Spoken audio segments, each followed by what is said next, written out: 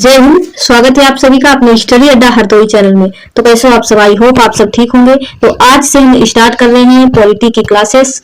और अगर आप बेसिक इंग्लिश पढ़ना चाहते हैं बिल्कुल बेसिक से, तो हमारे स्टडी अड्डा हरदोई चैनल को सब्सक्राइब करें। अभी तक मैंने टोटल 8 क्लासेस बनाई हैं। बेसिक इंग्लिश ग्रामर नाम से एक प्लेलिस्ट भी बना दी है। अगर आप बेसिक इंग्लिश पढ़ना चाहते हैं बिल्कुल जीरो से, तो अभी जाकर बेसिक इंग्लिश ग्रामर नाम से प्लेलिस्ट बनाई है, उसमें जाकर देखें, वो सभी क्लासेस आपको मिल जाएंगी। तो अभी हम स्टार्ट करते हैं पॉलिटी।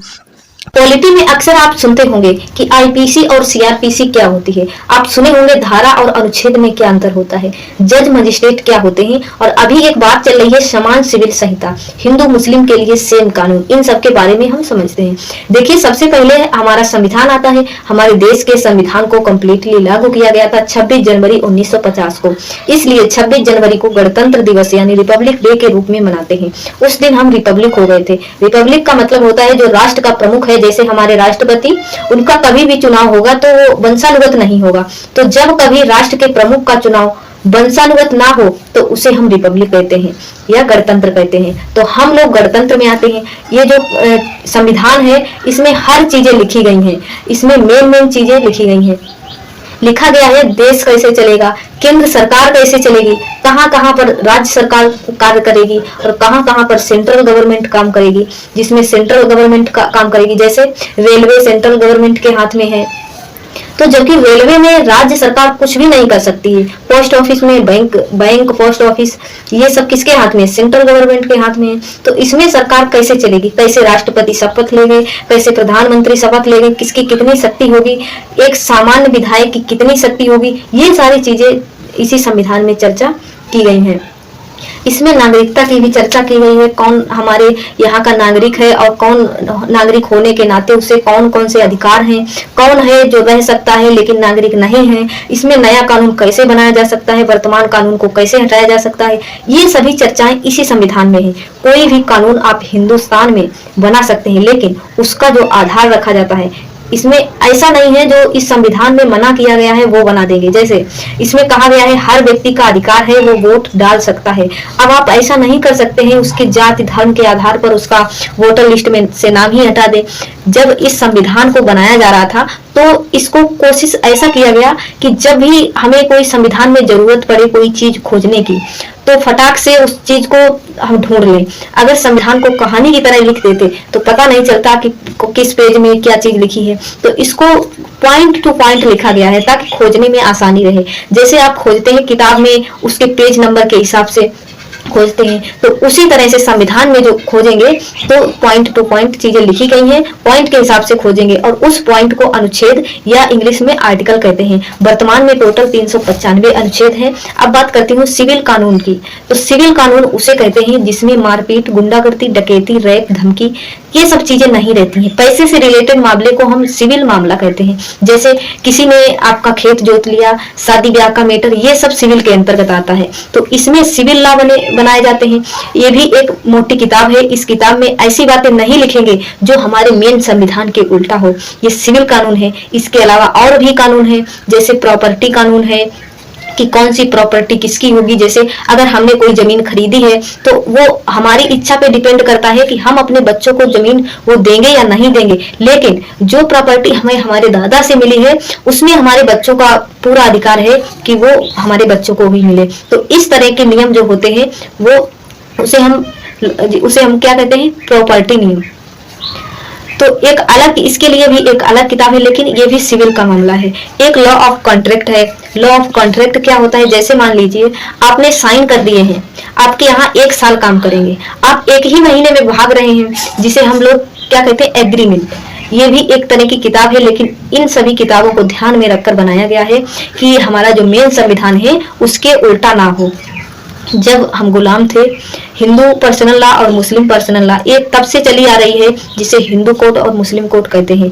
अब मुसलमानों के जो पर्सनल लॉ हैं और जो मुसलमानों पर लागू होते हैं, जो हिंदुओं के पर्सनल लॉ हैं वो केवल हिंदुओं पर लागू होते हैं। जैसे मुस्लिम में तलाक काफी सिंपल है, व्हाट्सएप फेसबुक पर तलाक कर दे रहा है, जबकि हिंदुओं में तलाक काफी टफ है। तो उस हिसाब से कोर्ट में जाना पड़ेगा। अभी तो बात चल रही है। तो समान सिविल संहिता, इसे ये क्या है? तो समान सिविल संहिता एक ऐसा नियम है, इसे हिंदू पर्सनल लॉ और जो मुस्लिम पर्सनल लॉ है, इन दोनों को हटा करके ये कानून रहना चाहिए। और इसका कुछ लोग विरोध भी कर रहे हैं। देखिए विरोध क्या कर रहे हैं, बिल्कुल देखिए बिल्कुल हटाया नहीं जाएगा, एक कॉमन नियम बना दिया जाएगा कि जैसे मुसलमान में तलाक लेना काफी सिंपल था और हिंदुओं में तलाक लेना काफी टफ था, तो अभी जो कोड बनेगा उसमें तलाक बिल्कुल नहीं हटाया जाएगा। क्यों नहीं हटाया जाएगा? क्योंकि इस दुनिया में कुछ ऐसे लड़के हैं जिनके साथ शरीफ से शरीफ लड़की जिंदगी नहीं बिता सकती है, और कुछ लड़कियां भी ऐसी हैं जिनके साथ कितना भी शरीफ लड़का हो जिंदगी नहीं बिता सकता। क्योंकि अगर कोई बातों से समझ सकता था तो बांसुरी बजाने वाले कृष्ण कन्हैया कभी महाभारत नहीं होने देते। तो कुछ लोग होते ही ऐसे हैं जो कभी नहीं सुधर सकते हैं। तो संविधान में ये ऐसी जगह दिया जाएगा, लेकिन मिसयूज बिल्कुल नहीं हो पाएगा। जैसे पहले मुस्लिम लॉ में, जैसे मुसलमानों में फेसबुक व्हाट्सएप पर बोलता था तलाक तलाक, तो ये सब नहीं हो पाएगा। उसी को कहेंगे यूनिफॉर्म सिविल कोड, यानी समान सिविल संहिता। समान सिविल का मतलब होता है व्यवहारिक। तो ये सभी सिविल किताबें हैं। तो सिविल लोगों को सिविलाइजेशन कहते हैं, सभ्यता कहते हैं। तो लोग जो सिविलाइजेशन है वो सभ्य लोगों के लिए है, जो सभ्य लोग हैं उनको बनाने के लिए है।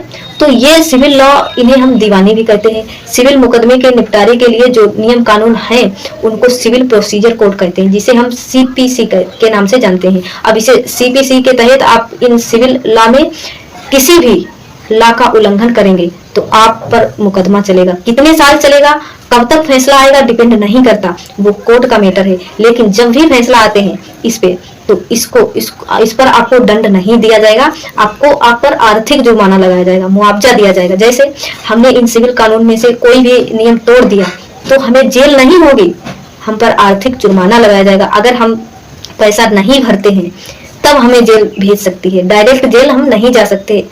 तो अब आईपीसी समझते हैं, मान लीजिए आपने किसी पर बम मार दिया या गोली मारती है, तो या रेप कर दिया है या अपहरण कर लिया है, मतलब खतरनाक काम कर दिए हैं, तो उसके लिए अब ये मामला सिविल में नहीं जाएगा, अब इसे क्रिमिनल में जाएगा। ये अब क्रिमिनल में जाएगा और इसे फौजदारी कहते हैं। तो इससे निपटने के लिए एक किताब बनाई गई है, इसे भारतीय दंड संहिता कहते हैं, आईपीसी, इंडियन पिनल कोड। ये 1861 का बना है।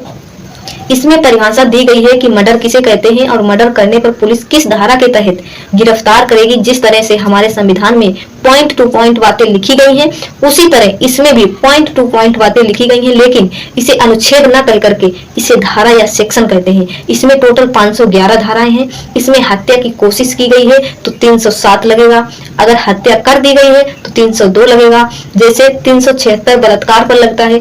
तो ये सब चीजें होती हैं, ये केवल पुलिस के काम आती हैं, लेकिन पुलिस सजा नहीं सुना सकती है, केवल धाराओं के तहत गिरफ्तार कर सकती है। तो आईपीसी केवल आपके अपराध की परिभाषा है और वो पुलिस को ये अधिकार दे देता है कि इस धारा के तहत आप गिरफ्तार कीजिए। तो जैसे सिविल मुकदमे के लिए सिविल प्रोसीजर कोड अपनाए थे, उसी तरह क्रिमिनल मामले में क्रिमिनल प्रोसीजर कोड अपनाएंगे, जिसे हम सीआरपीसी कहते हैं। ये कोर्ट के काम आता है। तो कैदियों के लिए जो जजों के ऊपर भी एक प्रोसीजर होता है, जिसे हम लोग क्या कहते हैं, क्रिमिनल प्रोसीजर कोड। इसमें भी धारा या सेक्शन का प्रयोग होता है। ओवरऑल आप समझिए, देखिए यहाँ पर सबसे बड़ी जो किताब है वो है हमारा संविधान, और जो इसमें पॉइंट टू पॉइंट बातें लिखी गई हैं उसे अनुच्छेद या आर्टिकल कहते हैं। वर्तमान में 395 अनुच्छेद हैं। इस संविधान के अधीन सभी किताबें आती हैं, सुप्रीम कोर्ट, पुलिस हो, कुछ भी हो, सभी इसी संविधान के अंडर में आएंगी। इससे बड़ा और इस देश में कोई है ही नहीं। अब इसमें जो सिविल लॉ है, जो दीवानी मामले हैं, उसमें मुस्लिम लॉ है, मुस्लिम लॉ, कॉन्ट्रैक्ट लॉ, तो इसके निपटारे के लिए सिविल प्रोसीजर कोड है। अब आता है क्रिमिनल वाला, कोई खतरनाक काम किए हैं तो पुलिस किस तरह गिरफ्तार करेगी, तो वो आईपीसी यानी इंडियन पिनल के तहत। लेकिन पुलिस सजा नहीं दे सकती है, ये हैंडओवर कर देगी किसको, कोर्ट को। अब कोर्ट में प्रोसीजर चलेगा, मुकदमा चलेगा, और मुकदमा चलाने का तो उसे क्या कहेंगे, जो मुकदमा चलेगा, सीआरपीसी यानी क्रिमिनल प्रोसीजर कोड।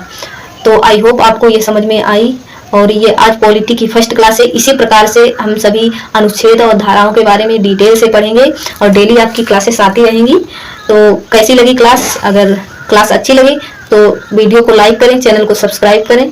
मिलते हैं नेक्स्ट वीडियो में, तब तक के लिए जय हिंद।